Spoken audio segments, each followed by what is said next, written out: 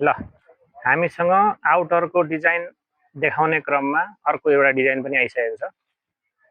Design यसको यस्तो छ, यो पनि गोलो गलामै हो। यसमा पनि एउटा साइडमा बोतेको छ, फुल स्लिपमा हो, बोर्डर छ, तन्किन्छ। यसको बटम हेर्नुहुन्छ भने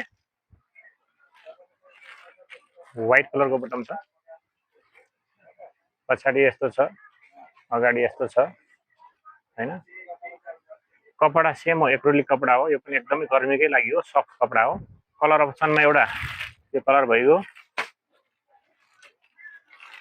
अर्को ब्ल्याक छ, नेभी ब्लू,